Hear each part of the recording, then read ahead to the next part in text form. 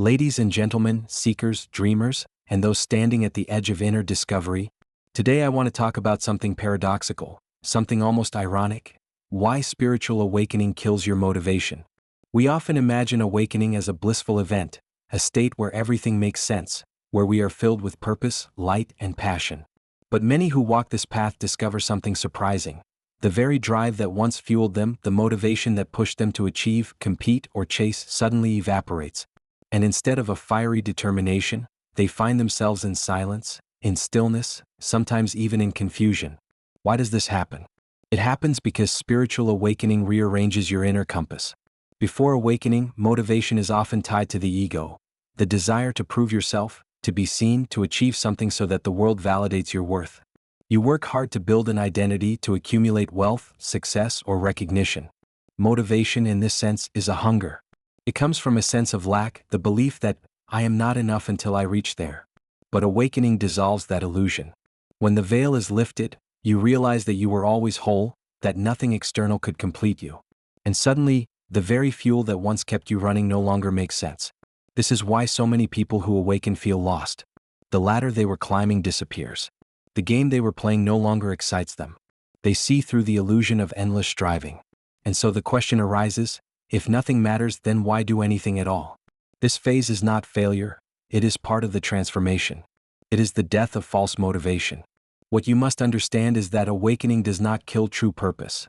It only kills the counterfeit one. It strips away the shallow reasons for living and working so that you can uncover the deeper ones. At first, it feels like emptiness, like life has lost its color. But in truth, what has died is the ego's ambition, and what is waiting to be born is the soul's calling. When you realize this, you stop chasing and you start aligning.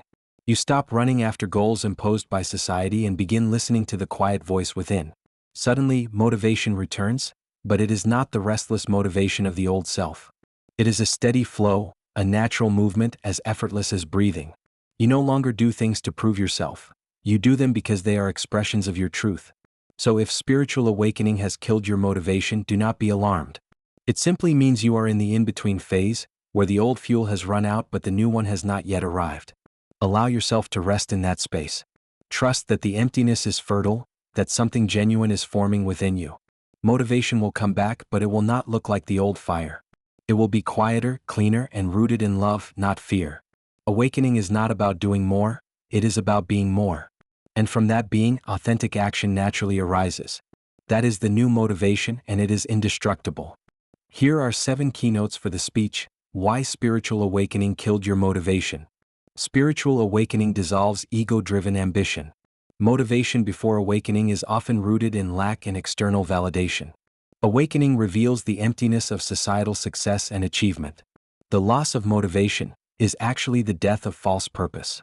True motivation emerges from alignment with the soul, not the ego. The phase of emptiness is necessary for authentic purpose to be reborn.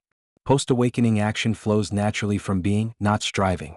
Spiritual awakening dissolves ego-driven ambition in a way that can feel both liberating and destabilizing. Before awakening, much of what we call ambition is tied directly to the ego's constant hunger for validation, recognition, and superiority. The ego thrives on comparison, measuring itself against others, and creating goals that serve as proof of worthiness.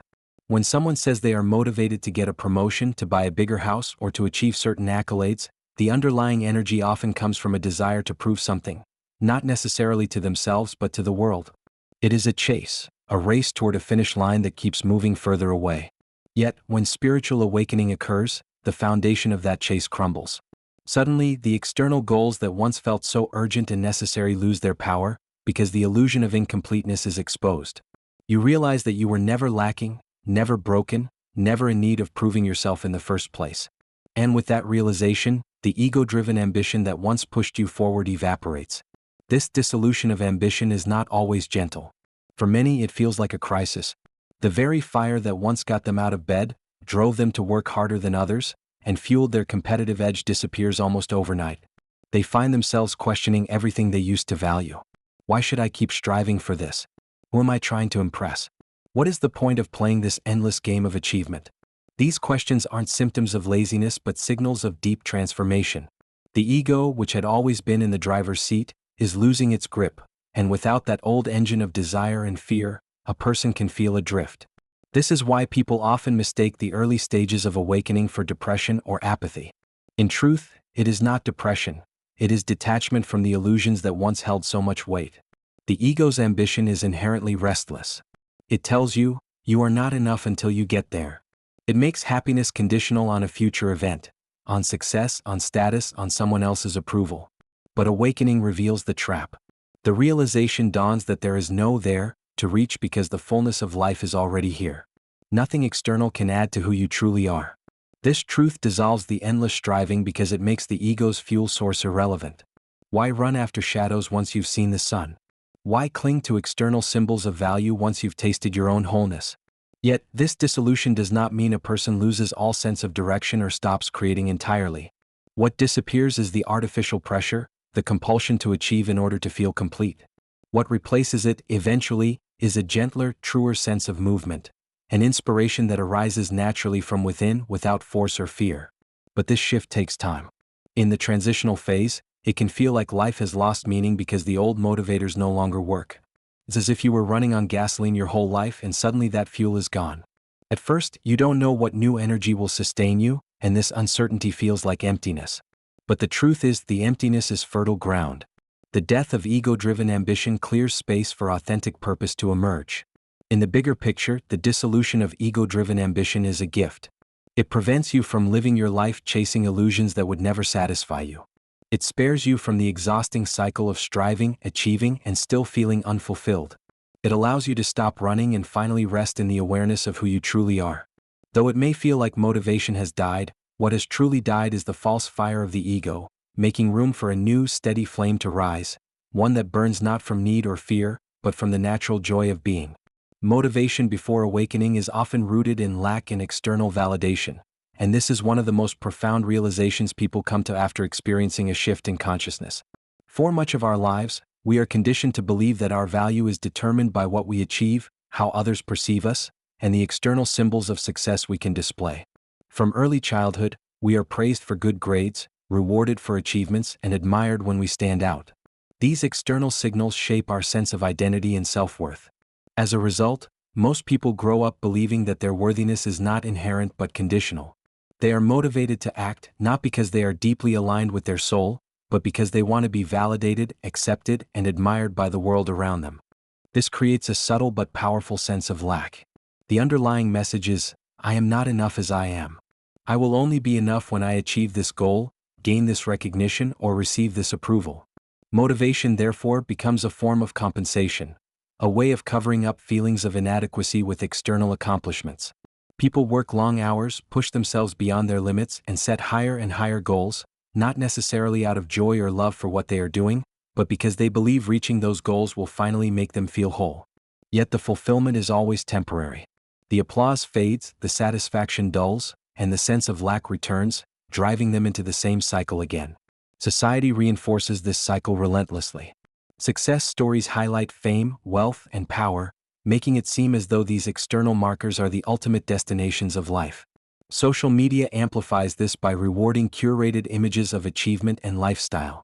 It creates a constant pressure to perform and compare, which fuels ego-driven motivation even further.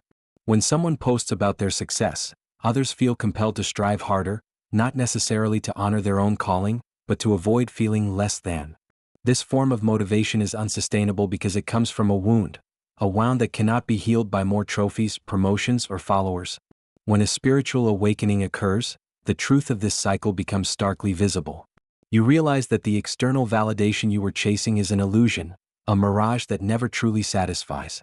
The very goals that once seemed so important suddenly appear hollow, because you now see they were never about fulfillment, they were about masking inner emptiness. This realization can feel like a collapse of the old identity. What once fueled you no longer has meaning, and without that external chase, life feels disorienting. The motivation that used to be automatic, even compulsive, is gone because the illusion of lack has been shattered. This is why awakening often feels like the death of ambition. It is not that you no longer care about living fully or doing meaningful things. Rather, you no longer buy into the lie that your worth depends on external approval. The drive to prove, to compete, to impress simply loses its grip. You no longer need the world to validate you because you begin to recognize your own inherent completeness. At first, this can feel like a loss, but in truth, it is liberation. For the first time, you are free from the exhausting pressure of having to earn love, acceptance, or significance. In this space of freedom, new forms of motivation can eventually arise, ones that are not rooted in lack but in authenticity. Instead of asking, "What do I need to do to be enough?" you begin asking, "What feels true to me? What calls to my soul?" The motivation that emerges from this shift is quieter, steadier, and far more sustainable. It is no longer about chasing external validation but about expressing your true self. This is the deeper transformation that comes when the illusion of lack is exposed. The old motivation dies, but in its place, a new and genuine purpose has room to grow. Awakening reveals the emptiness of societal success and achievement, and this realization often feels like a double-edged sword. On the surface, we live in a world that glorifies accomplishment.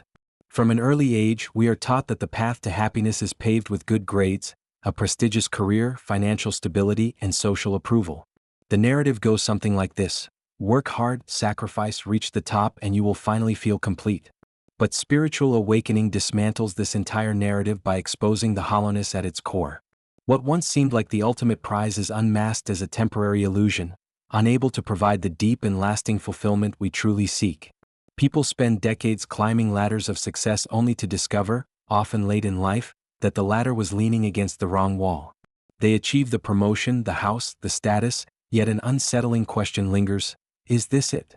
That question becomes louder after awakening because the veil of conditioning has been lifted. You suddenly see that what society calls success is, in many cases, a game designed by external expectations rather than internal truth. The chase for material wealth or prestige begins to look like chasing smoke, always slipping through your fingers the moment you think you have grasped it. Awakening often brings a deep awareness that societal achievements are fleeting. Money can vanish, fame can fade, power can be lost in an instant. Even when they remain, they fail to nourish the soul. You may enjoy recognition or possessions for a while, but the satisfaction is shallow compared to the depth of peace, joy, and clarity that arises from inner alignment.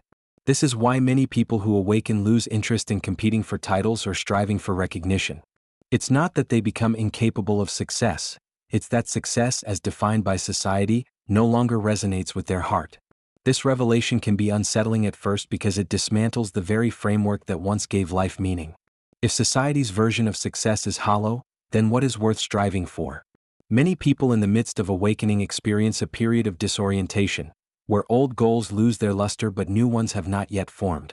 The disillusionment can feel like emptiness or even despair. Yet, this emptiness is not a punishment.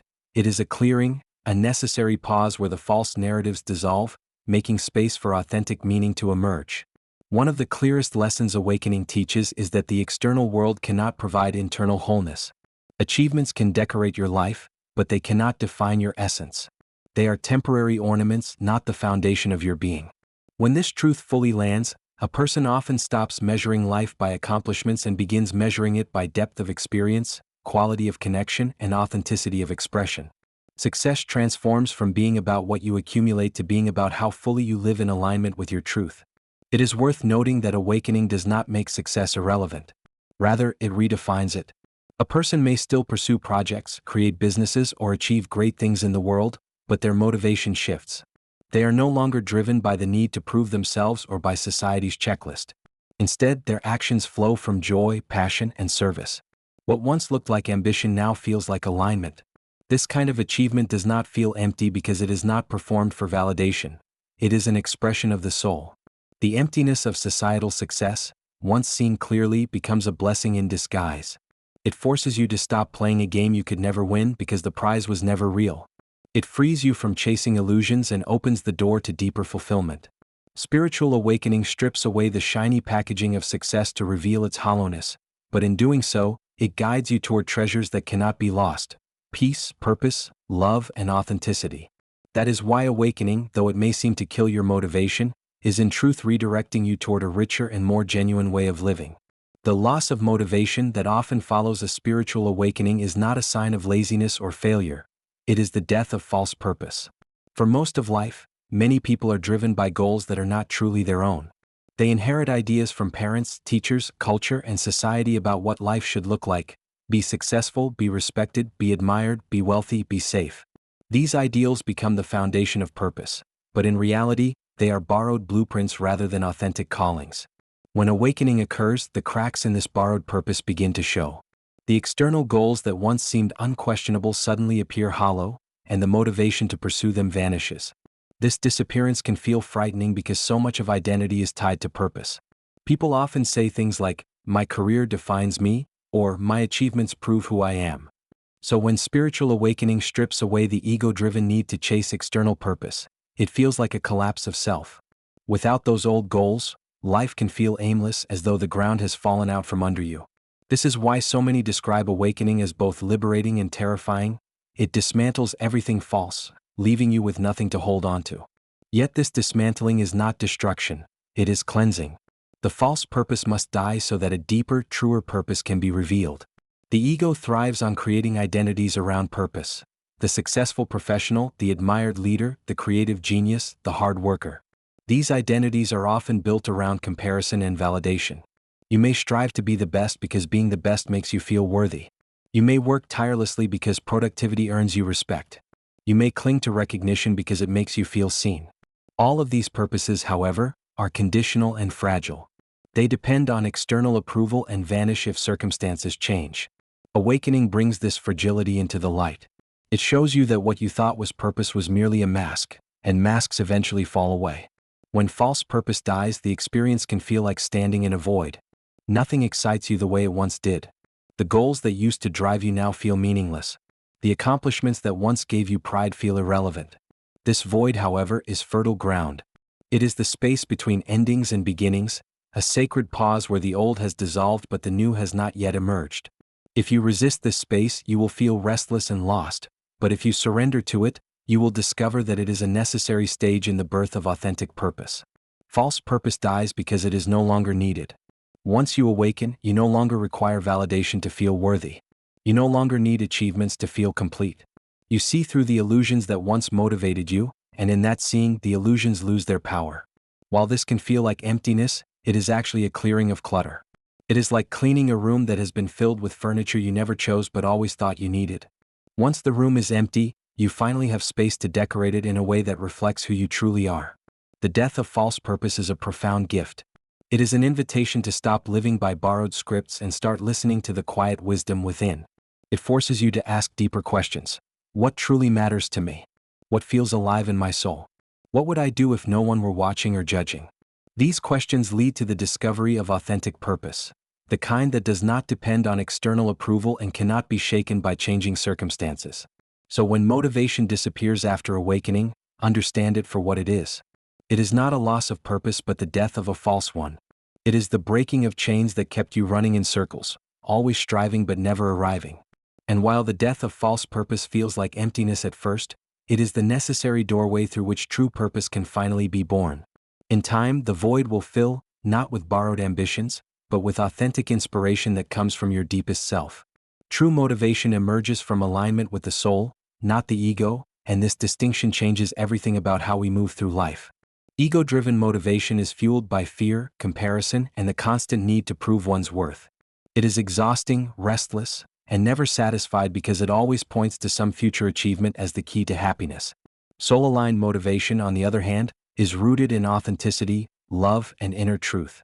It flows naturally, without force, and does not require external approval to sustain itself. This shift, though subtle, marks one of the most profound transformations that follows spiritual awakening. When a person begins living in alignment with their soul, motivation no longer feels like a burden. It does not carry the weight of "I must do this or I will fail," or "I must achieve this to be enough." Instead, it feels like a calling, a natural expression of one's essence. Just as a flower naturally blooms or a river naturally flows, actions arising from the soul unfold with ease. You don't need to push yourself harshly because the energy comes from within. There is a sense of harmony between who you are and what you are doing, and that harmony is the source of true motivation. Soul-aligned motivation is also free from comparison. The ego thrives on measuring itself against others. "I must be better than them," or "I must achieve more so I can feel superior." The soul, however, knows no competition. It does not care whether someone else has more money, more recognition, or more influence, because the soul does not measure worth in such terms. Instead, it seeks only to express its unique truth. When you are aligned with your soul, You stop running in society's race and begin walking your own path. The motivation that comes from this alignment is quieter but far more powerful, because it is not dependent on outside validation. Another key difference is sustainability. Ego-driven motivation often leads to burnout because it demands constant striving. It is like running on fumes, always needing another goal to keep going. Soul-aligned motivation, however, is sustainable because it is fueled by joy and authenticity. You do not have to force yourself to pursue what your soul calls you toward. It feels natural, even energizing. Think of an artist painting not for fame, but for the sheer love of creating, or a healer offering their gifts not for recognition, but because it feels like their truest contribution. These acts are not driven by external rewards but by the inner satisfaction of expressing one's essence. Living with soul-aligned motivation also brings a deep sense of peace. Instead of constantly chasing, you begin to trust the natural rhythm of life. You understand that there is no need to rush, no need to prove, because your worth is already inherent. From this place of trust, actions become more mindful and purposeful. Even small tasks take on a sense of meaning because they are performed in alignment with your truth. This is why people who live from the soul often radiate calmness and authenticity. They are not pulled by the frantic energy of the ego but guided by the steady flow of inner wisdom. It's important to note that soul-aligned motivation does not mean passivity or lack of ambition. In fact, it can lead to remarkable achievements, but those achievements feel different. They are not trophies to display or masks to hide behind. They are simply natural outcomes of living authentically. A person aligned with their soul might still build businesses, create art, or contribute to society in profound ways, but they do so not because they need recognition, but because it feels true and meaningful. Their work becomes an offering rather than a performance, a reflection of inner truth rather than an attempt to impress. Ultimately, true motivation comes when we stop asking, "What do I need to do to be enough?" and begin asking,